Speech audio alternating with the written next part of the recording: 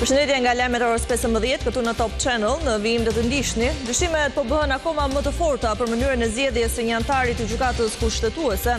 Gjykata e lartë, e cila realizoi një votim shumë të diskutueshëm, i bën presion gjykatës kushtetuese për të përjashtuar gjyqtaren Holta Zaçaj nga shqyrtimi i ankesës së Naureda Llagamit.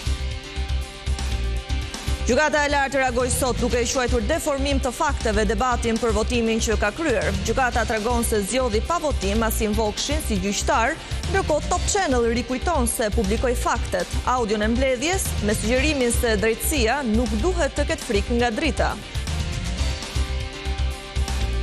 Sot pasdite në Tiranë organizohet protesta masive mbarkombëtare në mbështetje të ish liderëve të UÇK-s që po gjykohen në Hag. Me moton "Unë jam UÇK", më mira persona janë nisur nga Kosova dhe Lugina e Preshevës drejt Shqipërisë për të marrë pjesë në tubim.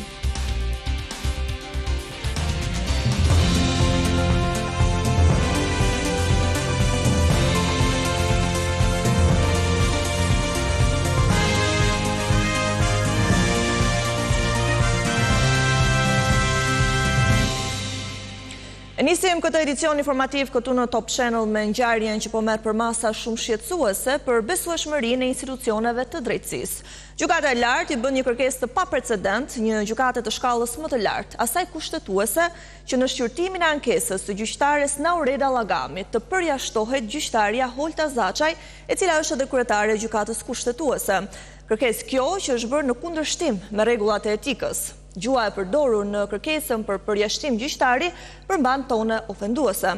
Kujtojmë se zonja Llagami paditi në kushtetuese procesin e votimit të zhvilluar në gjykatën e lartë që skualifikoi atë si fituese edhe pse kishte marrë vota më shumë se kolegët. Gjykata e lartë kërkon në presion betimin e gjyqtarit të saj Asim Vokshit për të plotësuar vendin vakant në gjykatën kushtetuese. Edhe pse kandidatja më e votuar Naureda Llagami është duke ndjekur betejën ligjore për të njohur rezultatin e saj si fituese e konkurimit për antarin e ri të kushtetueses, pasi ka marrë 3 vota më shumë se Vokshi, ndonse një ju konsiderua e pavlefshme nga Komisioni me sekretarët e gjykatës së lartë. Duke qenë se gjykata administrative nuk shqyrtoi kërkesën e Llagamit për pezullimin dhe shfuqizimin e vendimit të gjykatës së lartë, ju drejtuai gjykatës kushtetuese, duke vlerësuar dëmin e pariparueshëm nëse emërohet Asim Vokshi, në një proces të cilin e vlerëson të parregull që ngrehi dyshimi mbi integritetin e drejtësisë edhe mes vetë gjyqtarëve. Por gjykata e lartë ka marrë një tjetër vendim që thellon krizën e besueshmërisë në procesin e përzgjedhjes. Së fundmi, më 15 tetor, ka depozituar kërkesën për përjashtimin e gjyqtares Holta Zaçajt nga shqyrtimi i çështjes që lidhet me padinë e Naureda Llagamit. Top Channel mëson se kjo shkresë nuk është autorizuar nga mbledhja e posaçme e gjyqtarëve të gjykatës së lartë, por është dërguar në këtë emër me firmën e të autorizuarit nga Miran Kopani. Gjithashtu problematika shfaqet edhe me kodin e etikës, duke përdorur një gjuhë me tone të rënda për përjashtim gjyqësori. Në një situatë pa precedent, gjykata e lartë tenton të urdhërojë gjykatën kushtetuese, e cila në hierarkinë e drejtësisë është mbi të gjithë. Pra i tregon se si të procedojnë në shqyrtimin e një çështje që i takon ekskluzivisht gjykatës kushtetuese, ndërkohë që është vetë palë, pas një procesi krejt të dyshimt, ku Top Channel ka publikuar dokumenta edhe audio se si është hedhur poshtë një vot për Naureda Llagamin nga Komisioni Teknik i Sekretarëve të Gjykatës së Lartë, ku edhe kryetari i saj Sokol Sadushi ka cënuar zërat kundërshtues të gjyqtarëve kundrejt këtij veprimi, dhe tashmë vjen një tjetër kërkesë. Në shkresën zyrtare pretendohet se pjesëmarrja e gjyqtares Zaçaj në trupin gjykues krijon një konflikt interesi për shkak të ndikimit të drejtë për drejtë që vendimi i saj ka mbi fatin e çështjes. Në dokument theksohet nevoja për garantimin e paanshmërisë objektive të gjykatës kushtetuese dhe mos lijimi i ndikimit personal në vendimarrje. Por këto leksione duket se nuk janë praktikuar në procesin e votimit nga vetë gjykata e lartë, që kërkon të mësojë gjykatën kushtetuese, e cila ka një rol thelbësor në balancën e pushteteve dhe mbrojtjen e kushtetutës. Dhe çdo dyshim mbi mënyrën se si zgjidhen antarët e saj minon jo vetëm legjitimitetin e gjykatës, por edhe besimin e qytetarëve te drejtësia. Dje Top Channel publikoi audion e mbledhjes së gjykatës së lartë, ku në mënyrë të papranueshme nga një pjesë e gjyqtarëve skualifikoi gjyqtaren që kishte marrë më shumë vota. Gjykata e lartë reagoi sot duke i quajtur deformim të fakteve debatin për votimin që ka kryer. Gjykata tregon se zgjodhi pa votim Asim Vokshin si gjyqtar, ndërkohë Top Channel rikujton se publikoi vetëm faktet, duke bërë detyrën tonë si media dhe me sugjerimin se drejtësia nuk duhet të ketë frikë nga drita. Pas publikimit nga Top Channel të audios së mbledhjes ku u bë votimi për zgjedhjen e një antari të gjykatës kushtetuese, ka reaguar gjykata e lartë. Në një njoftim të kësaj gjykate pretendohet se komentet publike kanë deformuar faktet. Në deklaratën për media në gjykata e lartë, e cila e cilëson debatin publik të njëanshëm dhe të pasakt, thot se procesi i votimit më 30 shtator është zhvilluar në përputhje të plotë me kushtetutën dhe ligjin, duke respektuar fshehtësinë e votës dhe standardet procedurale të pandryshuara. Në deklaratë institucioni sqaron se një fletë u shpall e pavlefshme për shkak të dy shenjave të ndryshme, të cilat sipas gjykatës cënonin fshehtësinë e votimit dhe se në mungesë të shumicës së 3/5 fitues u shpall ipso legge në kuptim të ligjit kandidati i parë në listën e KED, Asim Vokshi. Në të njëjtën deklaratë gjykata e lartë dënon gjuhën fyese dhe presionin publik, duke thënë se nuk do të ndikohet nga sulmet apo insinuatat mediatike. Për të rikujtuar publikun, por edhe për të përballur faktet me pretendimet, Top Channel një ditë më parë publikoi zërin e vetë gjyqtarëve dhe pjesëmarrësve në mbledhje të cilët debatonin për vlefshmërinë e votës. Po ju rikujtojmë një pjesë. Është bërë te numri 2 një shenjë tjetër përveç shenjës së votimit. Po, me kjo është një nga shkaqet përveç shenjave asnjë lloj shënimi tjetër. E ka komisioni fikëndor, asnjë nga antarët e kabinetit. Komisioni atëherë opinioni vendimi juaj? Vendimi jonë është të konsiderohet të pavlefshme kjo votim. Gjykata mund ta shpjegonte vetë audion e mbledhjes dhe procesverbali në lidhje me të, për arsye se bëhet fjalë për një moment shumë delikat që ka të bëjë me drejtësinë, transparencën dhe lishmërinë e një votimi. Duhet thënë se votimi përcakton përbërjen e një institucioni si gjykata kushtetuese, e cila simbolikisht duhet të jetë në një shtëpi xhami në sytë e publikut. Top Channel thekson se nuk ushtron presion mbi asnjë institucion, por ushtron detyrën themelore për një media, të pyes, të verifikojë dhe të informojë publikun për procese që ndikojnë jetën e qytetarëve me zë dhe me figurë, ashtu siç faktet janë. Publikimi i audios dhe analiza e materialeve kanë qenë pjesë e një pune redaksionale të bazuar në dokumente zyrtare, me qëllim sqarimin e opinionit publik, jo kontestimin e institucioneve. Në një demokraci funksionale, transparenca dhe llogaridhënia nuk janë kërcënim për drejtësinë, janë kusht për të. Ky debat tregon një tension të shëndetshëm mes institucioneve që mbrojnë ligjin dhe mediave që kërkojnë të vërtetën. Gjykata mbron procesin, media ngre pyetje dhe në këtë balancë qëndron thelbi një shteti demokratik, drejtësi që s'duhet të ketë frikë nga drita. Ky është Top Channel. Edhe Sali Berisha sot kishte akuza të rënda ndaj gjykatës së lartë, specifikisht ndaj kryetarit, si dhe presidentit Bayram Begaj, të cilët i akuzon që të dy për puç kushtetues me përfundimin e mandatit të gjyqtares kushtetuese Sonila Bejtja. Lëvizja më e fundit në gjykatën kushtetuese që u finalizua me mbarimin e mandatit të gjyqtares Sonila Bejtja, nxiti reagimin e ashpër të kryetarit të opozitës. Sali Berisha e akuzoi kryetarin e gjykatës së lartë Sokol Sadushi dhe presidentin Bayram Begaj si bashkëpunëtor të puçit kushtetues në majën e drejtësisë shqiptare. Një intrigant sa vet intriga. Njëri që me tentakulat e tij ka lëshuar ktheprat mbi sistemin e drejtësisë si kur ndonjëherë më parë. Sadushi nisi procedura jashtë çdo lloj tag religjor dhe kushtetutës. Iniciatori i një akti të tillë puçit vërtet brenda institucioneve. Kryedemokrati e cilësoi vendimin për gjyqtaren Bejtja si dhunimin më brutal të kushtetutës, ligjit të vetë gjykatës si dhe Komisionit të Venecias, i cili përcakton se gjyqtarët kushtetues duhet të gëzojnë mandat të plot 9 vjeçar.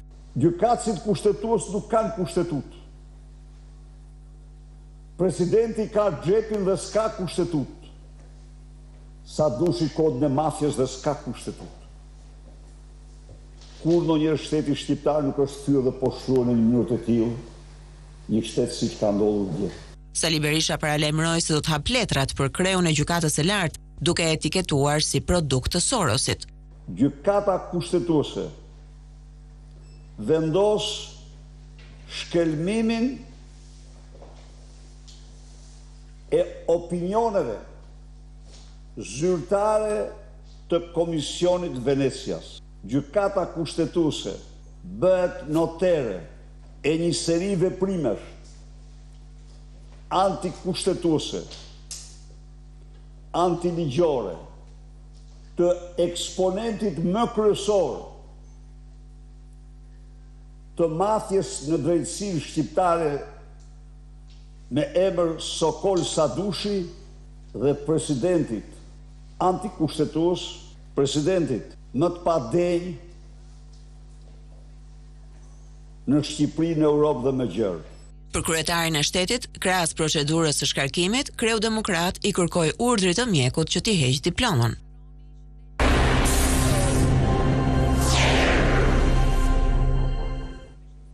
Sot pasdite në Tiranë organizohet protesta masive mbarkombëtare në mbështetje të ish liderëve të UÇK-s që po gjykohen në Hag. Me moton Unë jam UÇK, mijëra persona janë nisur nga Kosova dhe Lugina Preshevës drejt Shqipërisë për të marrë pjesë në tubim. Në uniform ushtarake me emblemën e ushtrisë çlirimtare të Kosovës, qindra ish luftëtarë u pritën me përshëndetje ushtarake në pikën kufitare mes Kosovës e Shqipërisë. Drejtuesit e policisë së kësaj pike nga të dy shtetet u dekoruan nga ish luftëtarët, të cilët në mënyrë solemne kaluan këtë pikë për të vazhduar drejt Tiranës, ku mbahet protesta mbarkombëtare në mbështetje të ish-krerëve të UÇK-s. Krahas tyre ishin edhe veteranë të tjerë që me motocikleta u nisën për në krye qytetin shqiptar, por nuk ishin të vetmit që këtë të premte u nisën për në Shqipëri. Mijëra të tjerë nga qytetet të ndryshme të Kosovës me autobus morën rrugën për në Tiranë për të përcjellë një mesazh të vetëm, liri për çlirimtarët.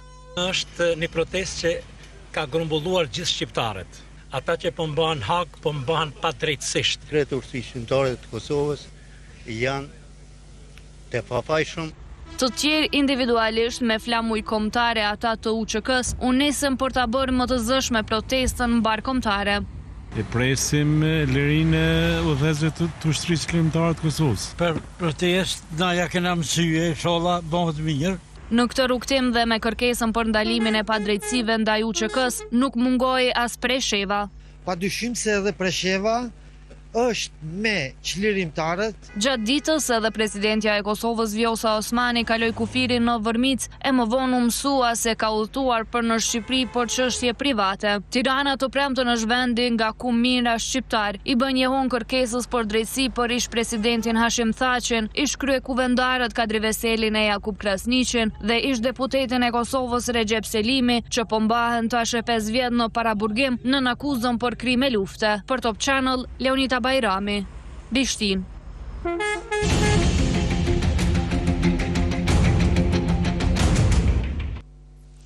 Sot në mbledhjen e konferencës së kryetarëve në Kuvendin e Shqipërisë ka patur mjaft debate. Arsyeja ishte se opozita kërkon ndërtimin e 2 komisioneve hetimore, por Tauland Balla në emër të socialistëve e la një dritare të hapur, por me kushte. Kuvendi i Shqipërisë thot se konferenca e kryetarëve nuk gjeti dakordsi për 2 propozimet e opozitës, për ngritjen e komisioneve hetimore të kuvendit për çështjen e ish agjendit special të FBI-s, Charles McGonigal, dhe përdorimin e administratës shtetërore për qëllime elektorale në zgjedhjet e 11 majit të vitit 2025. Por 2 propozimet të opozitës do të shqyrtohen me një tekst të ndryshuar në seancën plenare të 30 tetorit. Nga ajo çfarë Tauland Balla tha në rrjetin X, shumica socialiste duket se i la një dritare të hapur opozitës në këto 2 propozime. Sot në konferencën e kryetarëve kam rishprehur qëndrimin dhe dëshirën tonë të pranojmë çdo kërkesë, instrument kontrolli parlamentar, çdo kërkesë të bazohet në rregullat e gjithë pranuara nga ligji dhe vendimet e gjykatës kushtetuese, në fakte dhe grup fakte, jo në thashë theme. Qëndrimi i Partisë Socialiste i mbajtur nga kreu i grupit saj, ishte i qartë se ata kishin një mendim ndryshe për një tekst alternativ në raport me tekstin që ka paraqitur Partia Demokratike. Kryetari i Kuvendit Niko Peleshi është shprehur i ashpër dhe ka reaguar ndaj ndërhyrjes së zëvendës kryetarit të Kuvendit Agron Gjekmarkajt në seancën e të njëjtës në parlament. Gjua që u përdor dje në sallën e Kuvendit ka qenë e dhunshme dhe e turpshme, përtej çdo caku të pranueshëm, dhe kur vjen nga opozita, edhe në kontekstin e opozitarizmit, është e papranueshme. Ajo që ndodhi dje nuk mund të fshihet pas minesës suaj letrare. Kam treguar një durim të jashtëzakonshëm dhe nuk jam marrë dhe as do merrem me sulme personale ndaj askujt. Nëse ju vazhdoni të mbroni atë që ndodhi dje, në fakt po nxisni një klim përplasjesh dhe mosmarrëveshjes që nuk i shërbejnë askujt, as Kuvendit, as qytetarëve, as vetë opozitës. Nënkryetari demokrat i kuvendit Gjek Marka e replikoi me Niko Peleshin. E përjetoj me shqetësim dhe dhimbje të thellë këto që po ndodh me parlamentin dhe fjalën të cilën e keni marrë peng. Ky është një atentat që po i bëni kësaj shoqërie. Kuvendi është pronë e saj.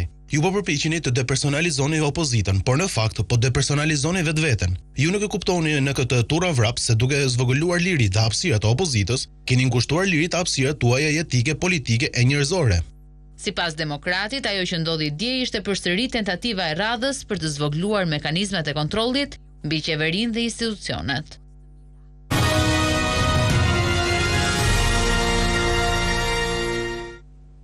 Në forumin e investimeve mes Turqisë dhe Shqipërisë, kryeministri Rama deklaroi se objektivi është që të dyfishohen shkëmbime tregtare mes dy vendeve. Nga forumi i investimeve Shqipëri-Turqi, kryeministri Edi Rama u bëri thirrje sipërmarrjeve të huaja të vinë dhe të investojnë në Shqipëri. Rritja e shkëmbimeve tregtare, si dhe bashkëpunimi në sektor të ndryshëm, ishin fokusi i forumit që mblodhi qindra sipërmarrje turke e shqiptare në Tiranë.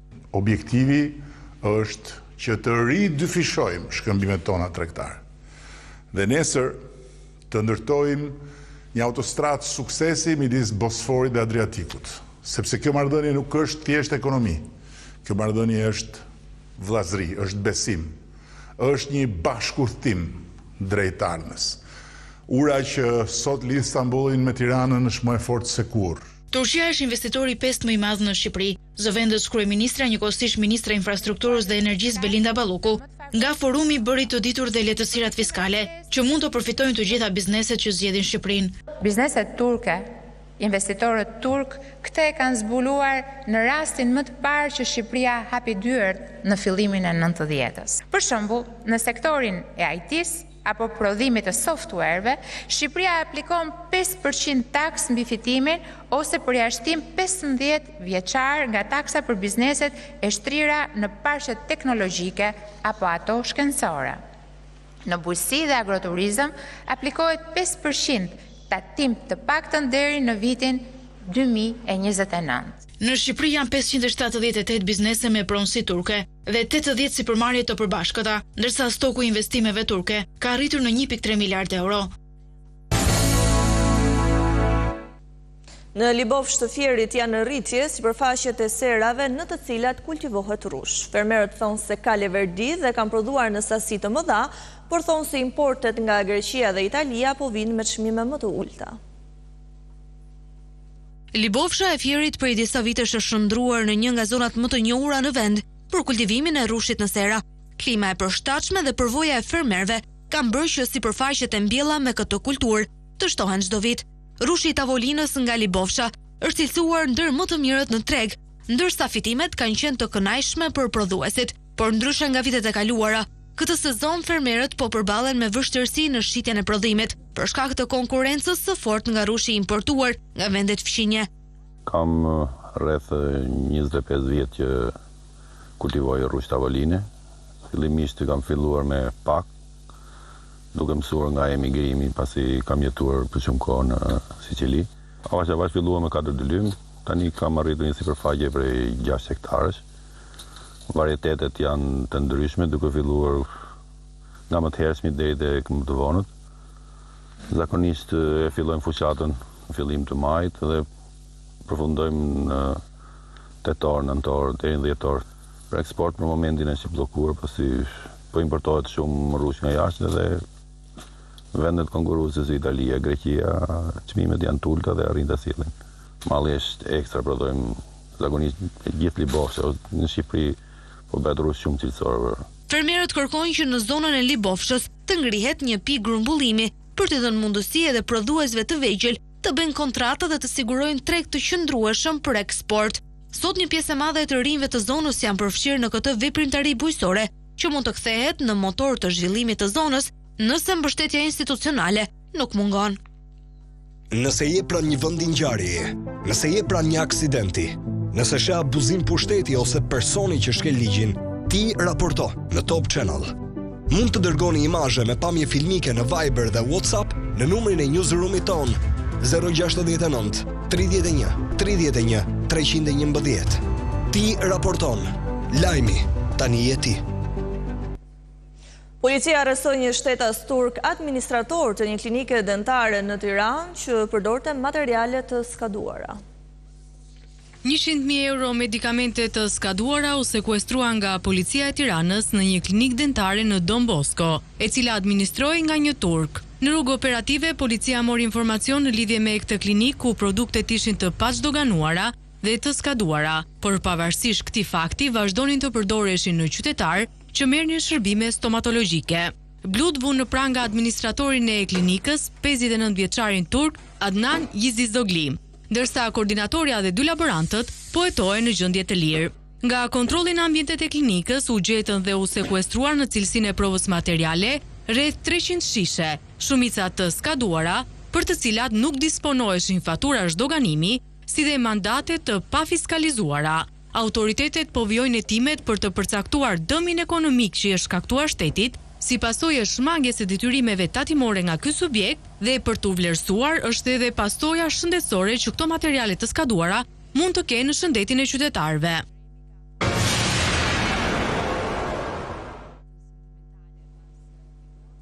Pas bisedës telefonike me Putin, Donald Trump duket se ka ndryshuar mendje për dërgimin e raketave Tomahawk për Ukrainën. Vetëm përmendja e mundësisë se Kievi mund të merrte raketa me rreze të gjatë veprimi e uli me këmbë në tokë Vladimir Putin. Por Zelenski i kërkon këto raketa, të cilat thonë se do të forcojnë mbrojtjen e Ukrainës e do të japin fund luftës. Kreu i shtetit Ukrainas Volodymyr Zelenski takohet sot me presidentin e SBA-s Donald Trump në Washington, në një kohë kur ky e fundit, si thot BBC, po shqyrton mundësinë për ta pajisur Ukrainën me raketa Tomahawk, të afta të godasin thellë brenda territorit rus. Takimi i tyre vjen një ditë pasi Trumpi deklaroi se është bërë një përparim i rëndësishëm gjatë telefonatës që pati me kreun e shtetit rus Vladimir Putin, me të cilin ranë dakord të zhvillojnë edhe bisedime direkte me njëri tjetrin në Hungari. Telefonatën e parë që zhvillonte me Putinin që nga mesi i gushtit, shefi i shtëpisë së bardhë e përshkroi si tejet produktive. Ekipet nga Washingtoni dhe Moska do të takohen javën e ardhshme, theksoi ai. Zelenskit e gjithë kjo nuk i duket rastësore. Presidenti i Ukrainës, i cili ka mbritur në SBA për vizitën e tretë atje që nga janari, është i bindur se Moska po nxiton të rifillojë dialogun në momentin që dëgjoi për raketa Tomahawk. Ai edhe një herë insistoi që Shtetet e Bashkuara të sigurojnë vendit të tij raketat e avancuara, të cilat kanë një rrezë veprimi prej 2500 kilometrash. Javët e fundit nuk ka kaluar asnjë natë pas sulme ruse në Ukrainë. Prandaj çdo sistemi mbrojtës ajrore për Ukrainën ka rëndësi. Çdo vendim që mund të na forcojë ne e sjell më afër përfundimin e luftës. Siguria mund të garantohet nëse zbatohet gjithçka me të cilën jemi pajtuar, përfshirë këtu në Washington. I pyetur më parë këtë javë nëse Trumpi po shqyrtonte dhënien e raketave Tomahawk Ukrainës, ai tha, "Do ta shohim, edhe mund ta bëj." Megjithatë, kur e njëjta pyetje ju drejtua pas telefonatës me Putinin, Trumpi dha një tjetër përgjigje. "Ne nuk mund të shterrojmë rezervat amerikane të Tomahawk, edhe ne kemi nevojë për to, kështu që nuk e di se çfarë mund të bëjmë për këtë gjë", u shpreh këtë radh Trumpi. Përmes një mesazhi në platformën e tij Truth Social, presidenti amerikan sqaroi se me shefin e Kremlinit kaluan shumë kohë duke folur për tregtinë midis Rusisë dhe Shteteve të Bashkuara kur të mbarojë lufta me Ukrainën, ndërsa shtoi se këshilltarë të nivelit të lartë nga të dy vendet do të takohen javën e ardhshme dhe delegacionin amerikan do ta kryesojë sekretari i shtetit Marco Rubio. Raketa Tomahawk ka marrë emrin nga një armë lehtë si SPAD që përdoren nga luftëtarët indian Cherokee të Amerikës. Është një armë me rreze të gjatë veprimi e ushtrisë amerikane, por le të ndjekim tani një shënim se si kjo armë do të ndihmonte Ukrainën.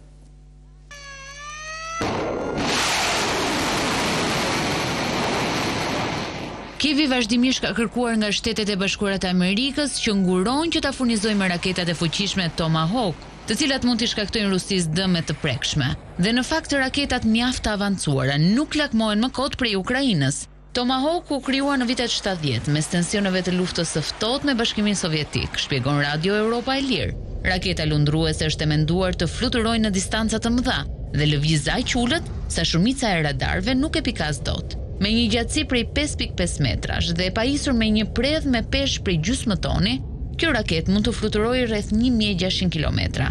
Çdo Tomahawk është i pajisur me sisteme komplekse të brendshme të navigacionit dhe kushton plot $2 milion. Kievi ka bërë vazhdimisht thirrje për furnizim me raketa amerikane me rreze të gjatë veprimi. që vitin e kaluar Volodymyr Zelenski la të kuptohet se Kievi po insistonte për raketat në fjalë, por një zyrtar i shtëpisë së bardhë e pati cilësuar aso kohe një kërkesë të tillë si tërësisht të parealizueshme.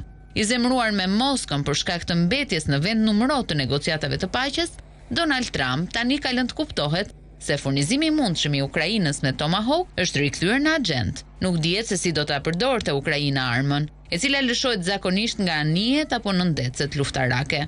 Raketat Tomahawk mund të lëshohen edhe nga disa avion luftarak, por një zyrtar Ukrainas ka pranuar se ato nuk janë të lehta për të përdorur, pa avion bombardues strategjik, të cilët Kievi nuk i ka. Një sasi e madhe eksplozivi është vendosur makinës së gazetarit italian Sigfrido Ranucci. Shpërtimi ndodhi pak minuta pasi e bia e gazetarit kishte parkuar makinën pranë banesës në Rom. Makina e gazetarit italian Sigfrido Ranucci dhe ajo e vajzës së tij shpërthyen dhe u përfshin plotësisht nga flakët gjatë natës në Pomezia. Episodin shokues e njoftoi vetë gazetari përmes rrjeteve sociale. 2 pajisje shkatërruan makinat e parkuara përpara shtëpisë tonë në Campo Ascolano pranë Romës. Shpërthimet ishin aq të fuqishme sa tronditën të gjithë lagjen, ka shkruar ai. Fatmirësisht nga ngjarja e rëndë nuk pati të lënduar, por sipas Ranucit, prezantuesi i emisionit investigativ Report, fuqia e atij shpërthimi mund të kishte vrarë çdo që do të kalonte aty pranë në ato momente. E bia ndërkohë, vetëm 20 minuta përpara kishte parkuar automjetin e saj e kishte hyrë në shtëpi. Ajo mund të kishte vdekur, u shpreh tronditur moderatori. Dëm e ka pësuar edhe fasada e godinës. Ranucci pretendon se për shpërthimin ishte përdorur 1 kilogram eksploziv. Sipas gazetarit, pajisja e përdorur me shumë gjas ka qenë artizanale. Një njësi çaktivizimi e bombave u dërgua në vëngjarje për të kontrolluar për eksploziv të tjerë, ndërsa po mblidhen të dhënat nga kamerat rreth shtëpisë për të kuptuar më qartë dinamikën e incidentit. Sipas shtypit italian, mbi episodin e rënd po heton edhe antimafia, teksa vetë gazetari nuk e përjashtoi mundësinë që atentati të lidhet me disa investigime për Reportin, temat e të cilave ai kishte njoftuar pak ditë më parë. Ministri i Brendshëm Matteo Piantedosi shprehu solidaritet të plot me Sigfrido Ranuccin dhe familjen e tij për sulmin e rënd, të cilin e përshkroi si një akt burracak dhe jashtëzakonisht të rënd që përfaqëson një sulm jo vetëm ndaj personit, por edhe ndaj lirisë së shtypit dhe vlerave themelore të demokracisë. Topbizchannel.tv, faqja më e klikuar e internetit e shqiptarëve. Gjithçka që ndodh në vend, rajon dhe botë. Gjithçka nga aktualiteti, sporti dhe argëtimi. Me një dizajn të ri dhe shumë praktik, si në versionin desktop dhe atë mobile. Topbizchannel.tv, të parët për shqiptarët. Mira studentë të Universitetit Luigjë Gurakuqi në Shkodër përmbyllën rrugtimin akademik. Në ceremoninë e diplomimit ishte i pranishëm edhe ish kryeministri i Malit të Zi, Dritan Abazović, i cili tha se brezat e rinj do të kenë mundësi punësimi në Bashkimin Evropian. Në Pallatin e Sportit Qazim Dërzhvishi u zhvillua ceremonia e diplomimit të 1314 studentëve të Universitetit të Shkodrës Luigjë Gurakuqi, një ngjarje e veçantë që shënoi përmbylljen e një etape të rëndësishme në jetën akademike të tyre. Shkodra ka qenë dhe mbetet një qendër e dritës, një vatër ku mendimi, arti dhe dia janë endur bashkë në gjallërinë e shpirtit qytetar. Të pranishëm ishin gjithashtu figura të njohura të jetës publike, mes tyre edhe ish kryeministri i Malit të Zi, Dritan Abazović. Ai theksoi rëndësinë e Universitetit të Shkodrës si ur bashkëpunimi ndërmjet vendeve të rajonit. Të jeni brezi cili do të punësohet në Bashkimin Evropian, ku ta kenë dhe Shqipëria dhe Mali i Zi. Dhe Shkodra sot, me këtë ceremoni të veçantë, bëhet qendër ja vetëm për Shqipëri, por për rajon. Ceremonia e përmbylli një udhëtim shumë vjeçar për studentët, të cilët tashmë nisin një kapitull të ri. Dhe kemi rritur në fund të këtij edicioni informativ. Unë ju falenderoj për vëmendjen. Bashkë mirupafshim.